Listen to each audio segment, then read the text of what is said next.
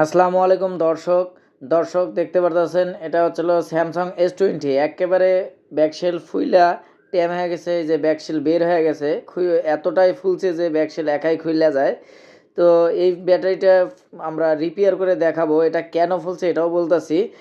এটা হচ্ছিল আপনার সেটটি নতুন এনেই আনবক্সিং করে এটা উঠে রাখছে, দেখতে পারতেছেন একেবারে ট্যাম একদম ফুটবলের মতো। তো এটা ব্যবহার না করেই শোকেসের ভিতরে উঠে রাখছিল অনেক দিন, চার্জ কিচ্ছু দেয় নাই, এই কারণে এটা ফুলে গেছে। আপনারা কখনোই ব্যাটারি চার্জ না দিয়ে বা হালকা পাতলা ইউজ না করে সেট তুলে রাখবেন না, কারণ এইভাবে এক সময় দেখা যায় দুর্ঘটনাও ঘটতে পারে, বাস্ট হয়ে যেতে পারে ফুলতে।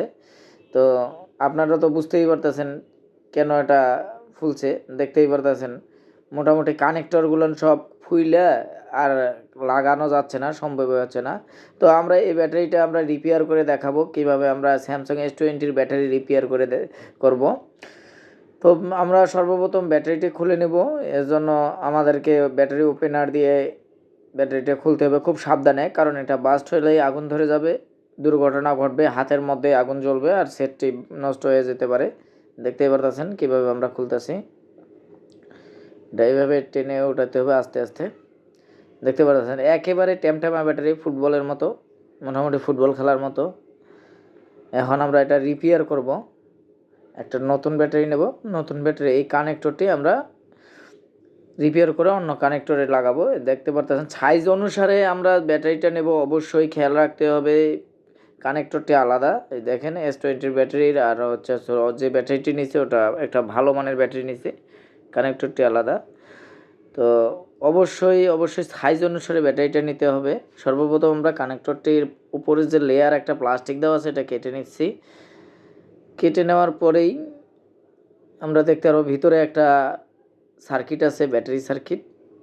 এই যে দেখতে পাচ্ছেন এটা হলো ব্যাটারি সার্কিট। এখন আমরা নতুন ব্যাটারিরও কানেক্টরটি কাটবো। এটারও ভিতরে একটা সার্কিট আছে, এই যে দেখতে পাচ্ছেন এটা হচ্ছিল ব্যাটারি সার্কিট।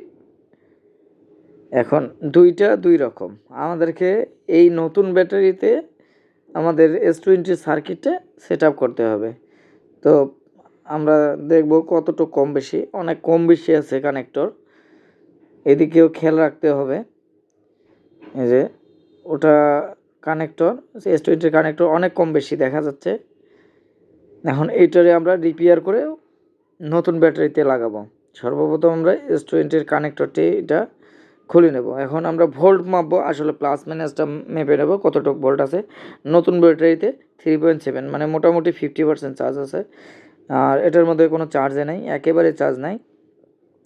তারপরেও আমরা দেখে নিলাম এই ব্যাটারিটা একেবারে বাদ। এখন আমাদের কাজ হচ্ছিল ব্যাটারি কানেক্টর চেঞ্জ করা। ব্যাটারি কানেক্টরটা আমরা হালকা একটু পেস্ট দিয়ে তারপর তাতাল দিয়ে হিট দিয়ে খুলে নেব। তাপটা যেন মাত্রা পরিমাণ হয়, বেশি হিট দিলে কানেক্টর নষ্ট হয়ে যায়, ভিতরে লেয়ার ফেটে যায়, লেয়ার ফেটে গেলে লাইনের প্রবলেম হবে। খুব খেয়াল রাখতে হবে লেয়ার যেন না ফাটে। বন্ধুরা যারা আমাদের ভিডিও দেখে কাজ শেখেন অবশ্যই এদিকে খেয়াল রাখবেন। যে আমরা কানেক্টর দ্বিতীয়টারও খুলতেছি, ঠিক একইভাবে হালকা হিট দিয়েই খুলবেন। আর আমার ভিডিওটাকে যারা দেখে কাজ শেখেন অবশ্যই আমার ভিডিওতে লাইক দেবেন, কমেন্ট করে জানাবেন কিভাবে আমরা ব্যাটারি রিপেয়ার করি, আর না বুঝলে অবশ্যই কমেন্টে লিখবেন। আমরা এখন প্লাস মাইনাসটা মেপে নিচ্ছি।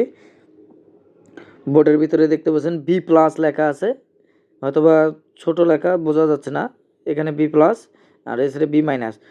B+, B- অবশ্যই খেয়াল করে ব্যাটারির প্লাস মাইনাসে অবশ্যই লাগাতে হবে। এটা হচ্ছে প্লাসের জায়গায় প্লাস লাগাতে হবে, মাইনাসের জায়গায় মাইনাস লাগাতে হবে। উল্টা হলেই দুর্ঘটনা ঘটবে, সেটা একেবারে ডেড হয়ে যাবে। খুবই সতর্ক থাকতে হবে, 100 একেবারে সতর্ক থাকতে হবে। তো আপনারা সতর্ক ছাড়াই কখনোই কানেক্টর লাগাবে না। এটাই যে কম বেশি হয় আমরা এটা ভাঁজ করে নেব। একটু দেখতে পাচ্ছেন কীভাবে ভাঁজ করে ছোট করে নিতেছে, এটা ভাঁজ করার মতো সিস্টেম আছে তাই নিতেছি। যদি ভাঁজ করা না যায় তাহলে অবশ্যই একটু জাম্পার করে ওটারে কম বেশিটারে অ্যাডজাস্ট করে নেবেন। আমরা এটা ঝালাই করে নেব। এখন আমাদের কাজ প্রায় শেষ রিপেয়ারের। আমরা এখন দেখব যে একুরেট ভোল্ট আছে কিনা। ঝালাইটাতে একটু স্মুথ করে নেব। স্মুথ করে নেওয়ার পরেই আমাদের কাজ শেষ, ব্যাটারি রিপেয়ারের কাজ। এখন আমাদের ভাঁজ করার পালা। তো আমরা এখন ব্যাটারি কানেক্টরে দেখব পজিটিভ নেগেটিভ ঠিক আছে কিনা। পজিটিভ নেগেটিভে ভোল্ট ঠিক আছে। লেয়ারগুলো ঢেকে নিতে হবে ভালো করে। দর্শক, এইভাবে করে এই কাজটা করতে পারবেন। যে কোনো সেটের যে কোনো মোবাইলের ব্যাটারি যদি না পাওয়া যায়, কানেক্টর চেঞ্জ করে, আপনারা পুরান কানেক্টর চেঞ্জ করে মডিফাই করে যে কোনো সেটের ব্যাটারি আপনি রিপেয়ার করে বানাইতে পারবেন বা রিপেয়ার করে নিতে পারবেন। কোনো সমস্যা নেই। দামি ব্যাটারি দিয়ে, একটু ভালো মানের ব্যাটারি দিয়ে অবশ্যই এইভাবে করে আপনারা রিপেয়ার করতে পারবেন। এই যে একেবারেই আমাদের কাছে কানেক্টরগুলো লাগানো হচ্ছে। কানেক্টর লাগার পরে আমরা এখন সেটটি চালু করে দেখব যে আমাদের কাজ কতটুকু হয়েছে। আমাদের কাছে 100 ওকে। ব্যাটারিটা রিপেয়ার করছে, এই যে ফোলার টেমঠামা ব্যাটারিটা। দর্শক, যারা আমাদের চ্যানেলে নিয়মিত ভিডিও দেখেন অবশ্যই লাইক দেবেন, অবশ্যই কমেন্ট করে জানাবেন আপনাদের মতামত, এবং আমার চ্যানেলে যারা নতুন অবশ্যই আমার চ্যানেলটি সাবস্ক্রাইব করে দেবেন। আর মোবাইলের কাজ যারা দেখে শিখেন অবশ্যই খুব ভালো করে মনোযোগ দিয়ে কাজ করবেন, কারণ এই কাজগুলো অনেকেই সেন্সিটিভ। দেখা যায় অনেক সহজ, কিন্তু আসলেই সেন্সিটিভ। এটার প্লাস মাইনাস খেয়াল রাখতে হবে খুব ভালো করে। এখন আমার শেষে কানেক্টর লাগিয়ে নাট লাগার পালা। আমি এখন নাট লাগিয়ে একদম কমপ্লিট করে দেবো। তো অবশ্যই কাজগুলো খুব নিখুঁতভাবে দেখবেন। মোবাইলের কাজ একেবারে সহজ। যারা ভিডিও দেখে দেখে কাজ শেখেন তারা অবশ্যই খুব খেয়াল করবেন।